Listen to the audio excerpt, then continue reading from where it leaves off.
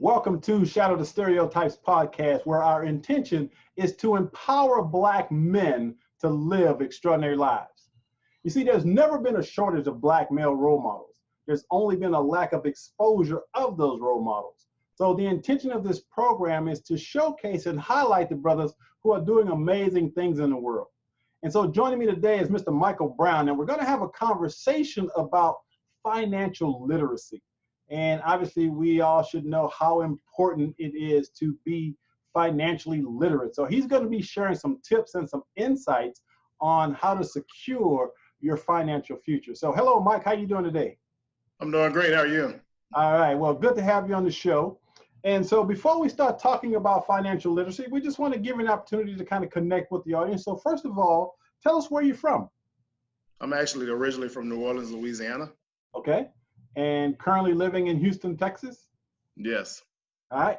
So tell us a little bit about your family, whatever you feel comfortable sharing. Well, again, I'm from New Orleans, Louisiana. I'm pretty open with sharing with my life, a lot of things that happen. I'm from what they call the Third Ward, the Calliope Project. Was born there. When I was born, we were living there. My mother, unfortunately, was murdered when I was one. Had a fight with someone, and she came back later and shot her.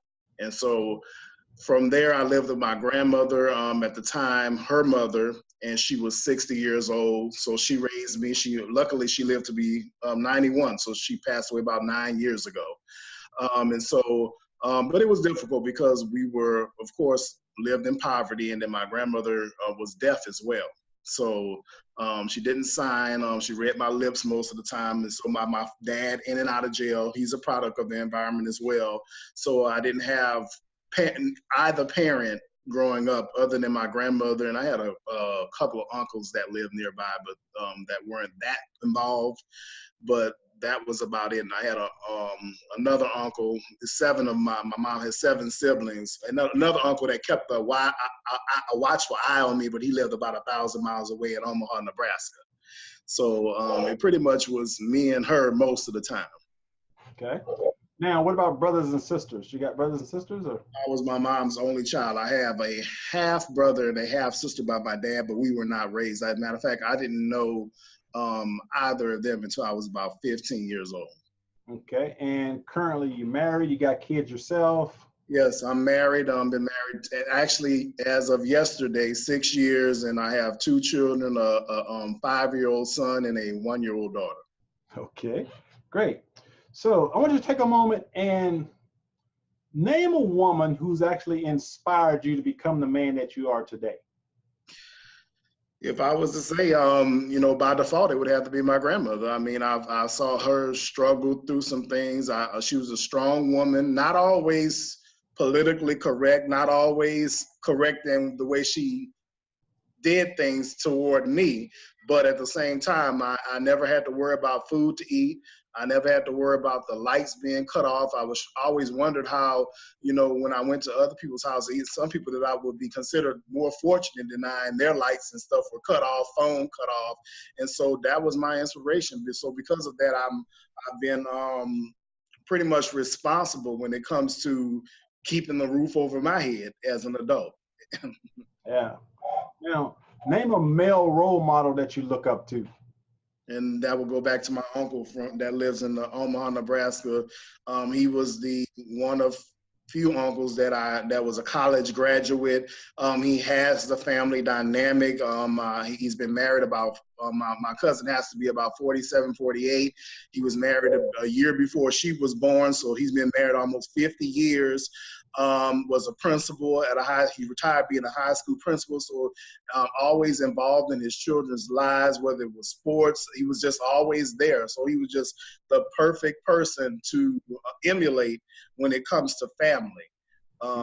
Never had any drama as far as I know as in his marriage. I'm quite sure that they had their struggles, but nothing that you could see from the outside I guess that's why they've been married for so long. Nice. Now, name a book that has inspired and encouraged you to be the man that you are. I would say, as far as my being an entrepreneur and being independent and having that independent thinking, Rich Dad Poor Dad. Uh, Yeah. that was one of the and also another book would be Coach, the A.L. Williams story, which A.L. Williams is the founder of Primerica. So I read that book. That was one of the best books I've ever read in my life, and it just talks about the power of entrepreneurship, going after life, fighting for what you want, and also standing for something, or falling. If you don't stand for something, you'll fall for anything. And so we are, and that's the crusade I'm on now, teaching financial literacy, so that people can start leaving, especially in the African American community, leaving generational wealth, because that's why we're at the bottom of the totem pole. We haven't done that for various reasons, some that we've caused and some that we haven't. We know that, but at the end of the day, we're not doing that. Yeah. Now, if you like movies, name a movie that you love and tell me why you love it. I love The Pursuit of Happiness. Will Smith. Yeah, great. And my favorite part about that movie is when his son told a story about God sending the boat to save the man. Mm. And he didn't get on the first boat. He didn't get on the second one. And so he asked God, what's going on? And God said, well, I sent you a boat dummy. But that really rang home to me, because nobody's going to save you. And if you're praying for somebody to save you, you have to learn how to recognize when you're being saved. Mm. Yeah. It's interesting, when that movie first came out, I remember my son called me up and he said, Dad, that's your life. Yeah. He said, Dad, that's your life. They could do that movie about you. Yeah. Yeah, great movie. Great. Mm-hmm. Now, what does Mike Brown do for fun? Well, what I consider fun is being with my wife and doing things with her, and also my kids. Sometimes I may go out with, colleagues or something like that and do something like yesterday we had an all-white party with some of my financial advisor people. So, but other than that, most of the time I'm just a family person. I guess because of my upbringing, not really having that, that's what I see as having fun. Nice. Now, there are some people who are pessimistic about the future, while others are more optimistic about the future. So where do you fall on the spectrum between optimism and pessimism for the future in general? Well, I'm more optimistic because I know that I control my future and I control my destiny. I've seen so many people in my family who become a victim of circumstances when they didn't even, when I look at my situation is far worse than a lot of theirs were. They had their parents, but they let circumstances keep them bound. I'm one of the few people that even own a home in my family out of the grandchildren. That is married, that is successful, has a degree, so I didn't let my circumstances hold me down. So when you realize that you're the one that holds the power, then you have to have nothing but optimism.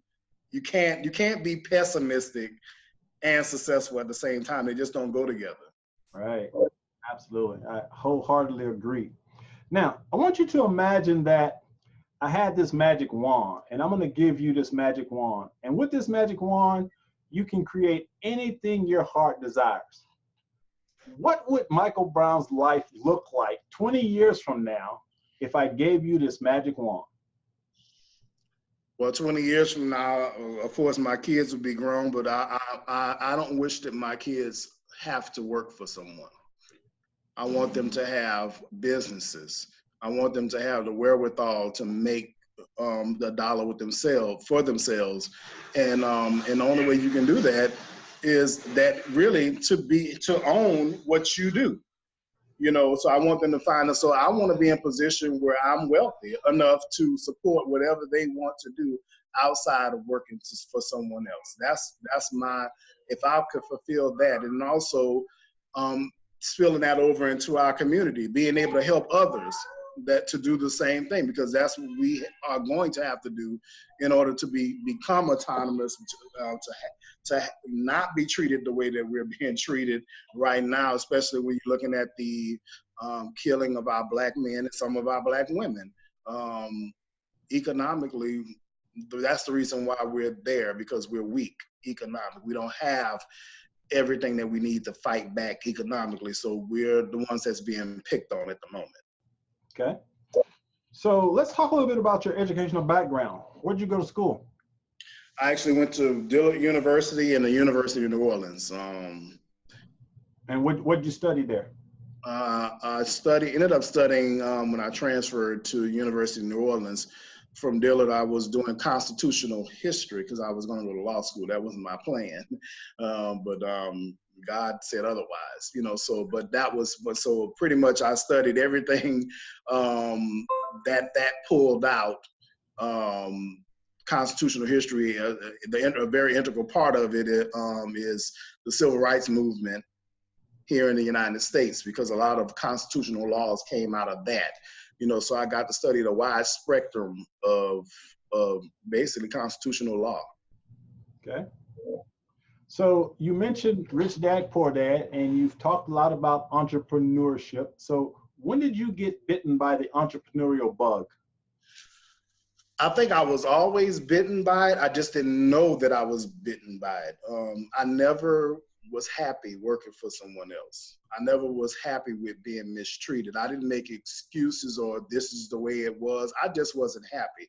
So what happened, fast forward, Hurricane Katrina, I moved back from a job that didn't work out from Atlanta. 7 months later, I ended up here in Houston because of Hurricane Katrina, and my grandmother was with me.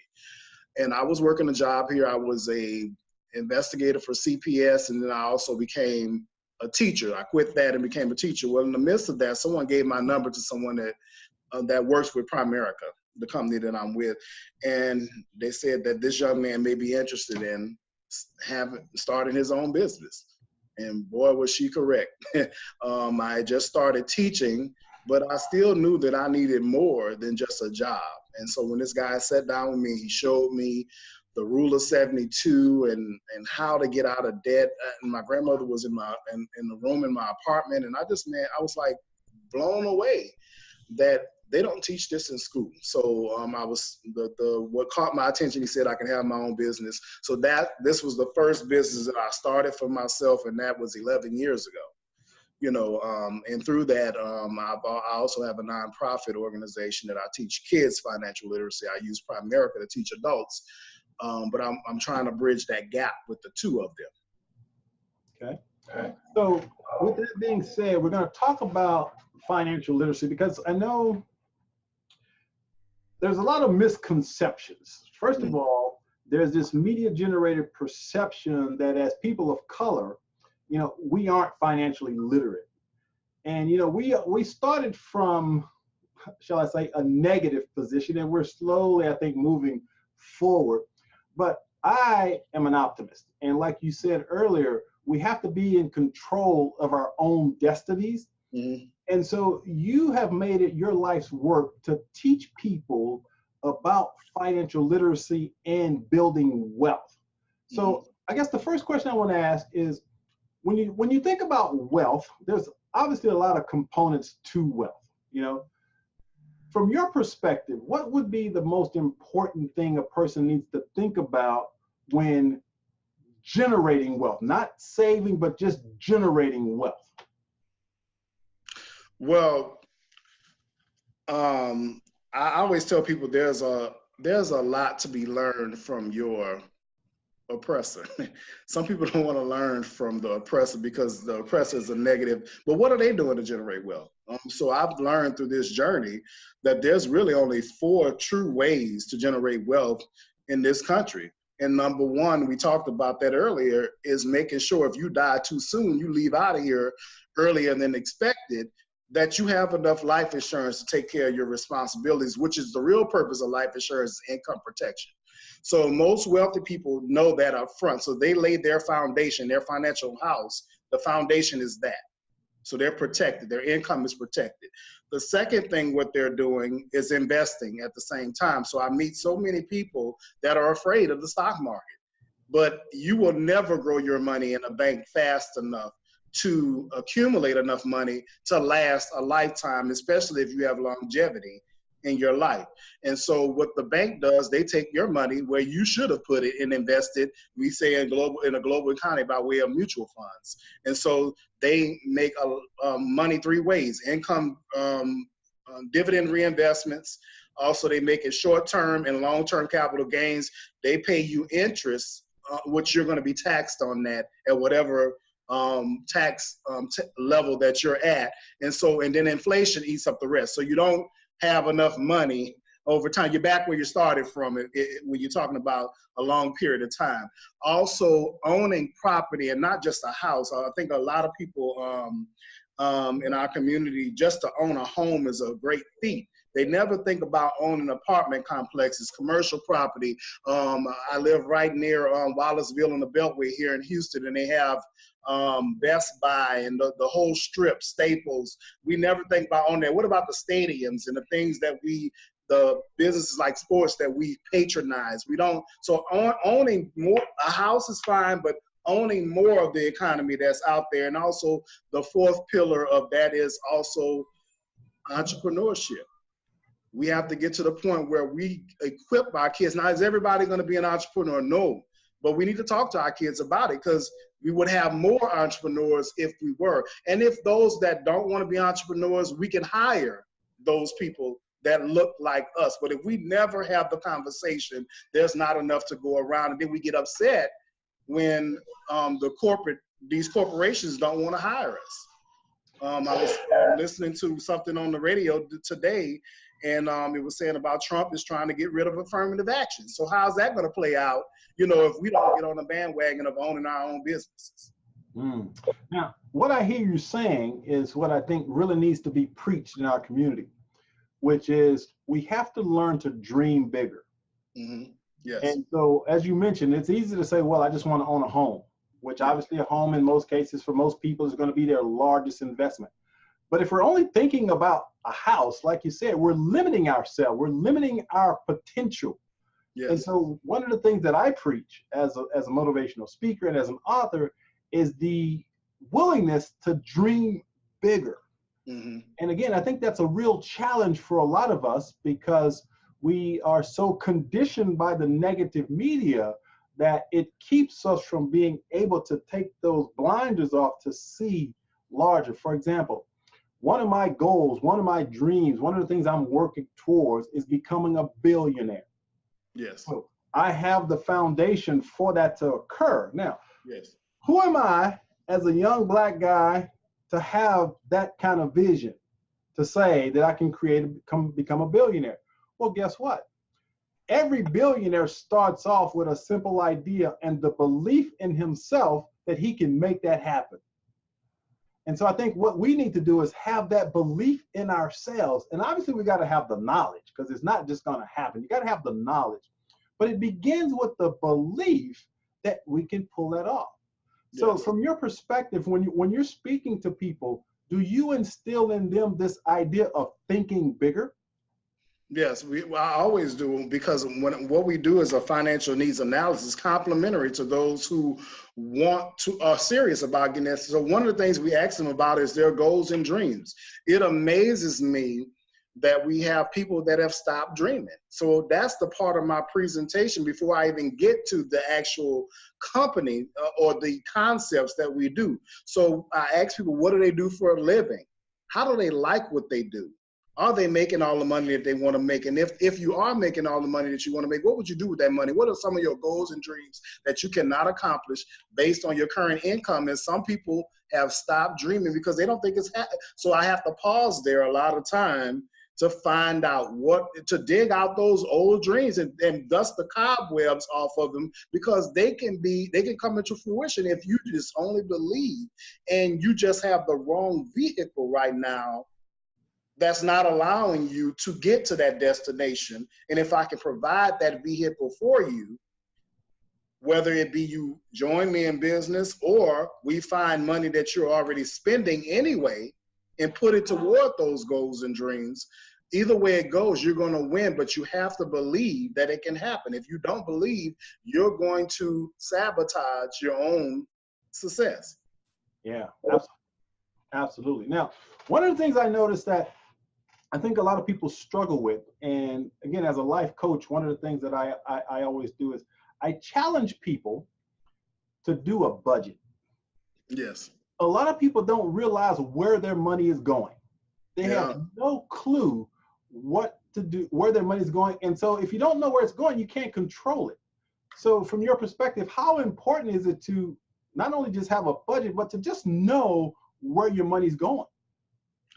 It's very important. That's one of the integral parts of the financial needs analysis I do for my clients. It has a budget worksheet. And so that's what I tell my clients, that this is where we're going to get down to the nitty gritty, because that sheet tells me where every dime of your money is going, whether it's to the light bill, the water bill, the trash, and all the things in between. How much do you spend eating out? So and it tells me whether or not they have a deficit or a surplus for the month. So if you have a deficit, then obviously you're not going to be able to save for your children's college, which is important, or whatever their goal is, because everybody's not made to go to college. I've realized that over time. We have some entrepreneurs in our community that are being forced, they're round hole pegs being forced in square holes.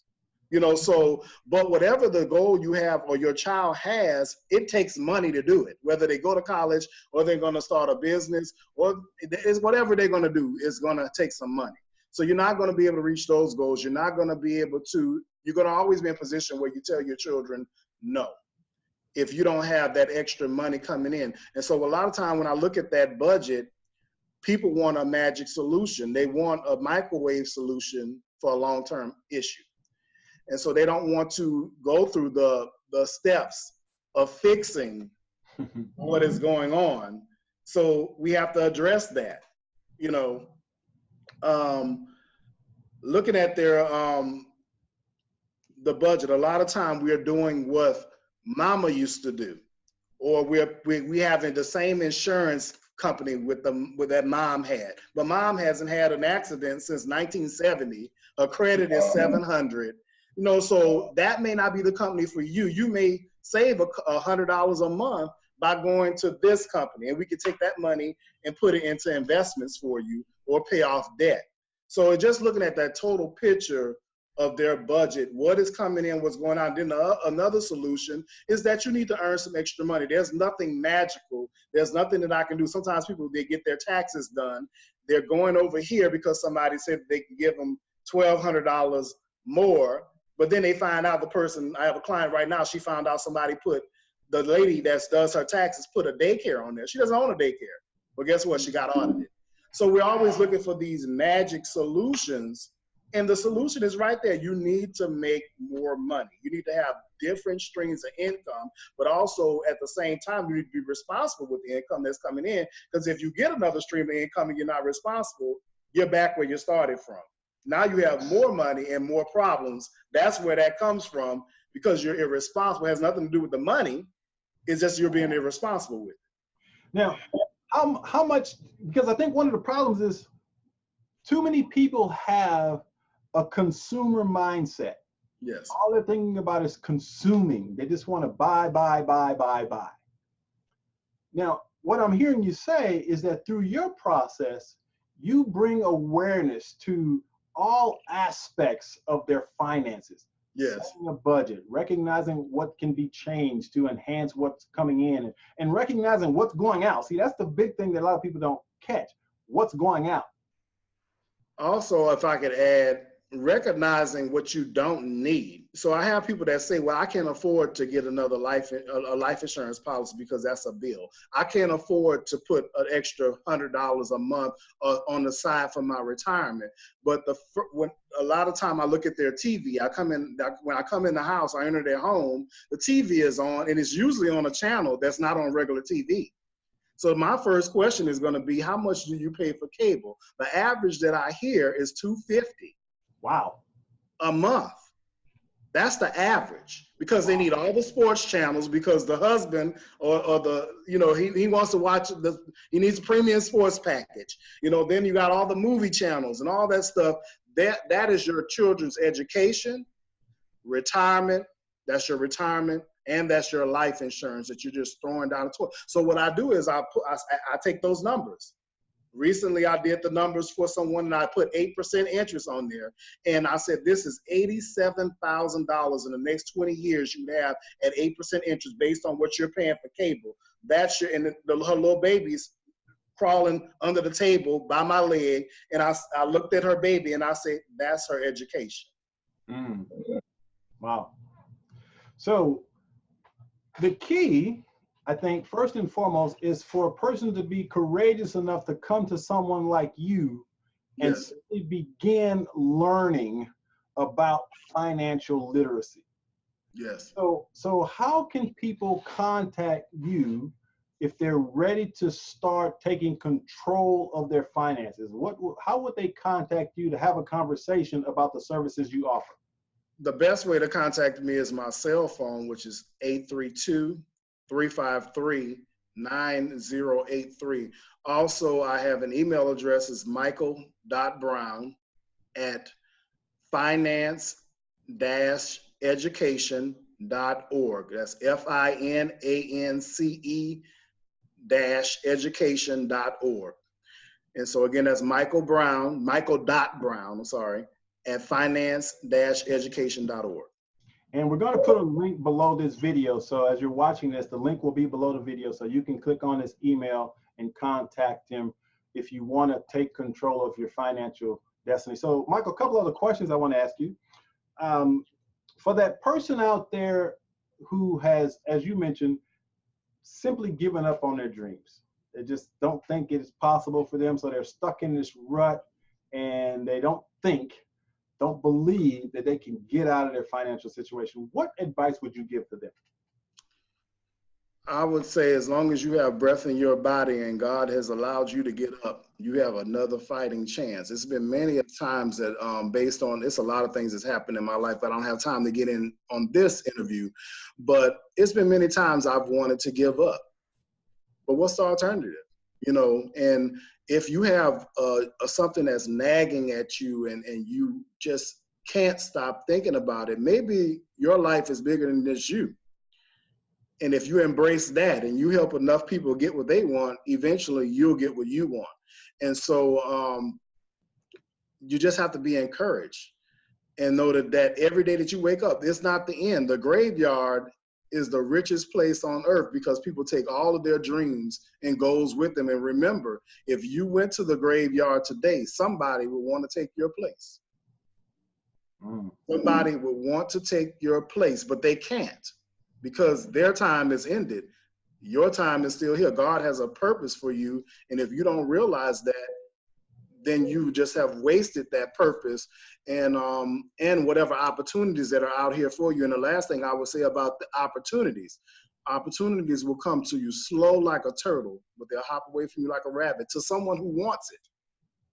So you have to seize that opportunity and know that this is not the end. It may be, you may be having something going on with you today and everything is not, the stars and the moon they're not lining up at this moment.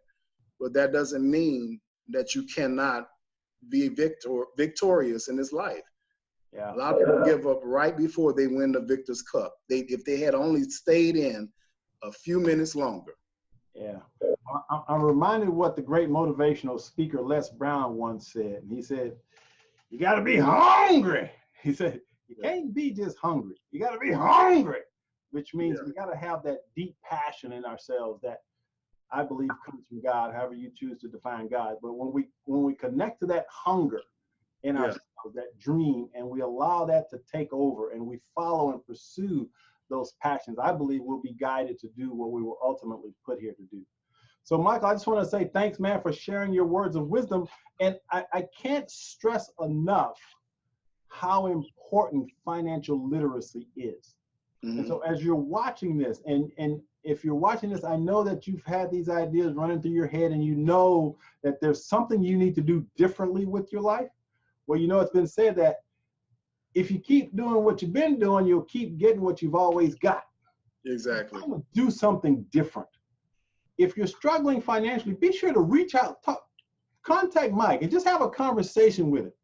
And just say, look, man, you know, I just want to get my finances in order and I need some support. I need some help. And I'm sure absolutely Michael can guide you in that direction. So once again, that's the whole intention of this program, is to expose you to men who are doing amazing things and who can support and empower you to not only break the stereotypes about what it means to be a black male, but to just to make sure that you live the life you were born to live. That's what this is really about, because we all have challenges. Michael mentioned some of his. I've got my own story, and yet we're doing what we're absolutely passionate about. But you got to be willing to take a step towards your dreams, and that's what we're here for. So again, Michael, I just want to say thank you, man, for sharing your knowledge and wisdom with us. And 30 minutes just isn't long enough to go through into deep detail, but you've provided some insights and information that I think everybody can use. And once again, for all the viewers, take some action. Do something. Contact Mike, get your finances in order, and live the life I know you're capable of living. So this concludes the episode of Shatter the Stereotypes, where our intention is to empower Black men to live extraordinary lives. And we'll see you next episode. Take care. Thank you so much.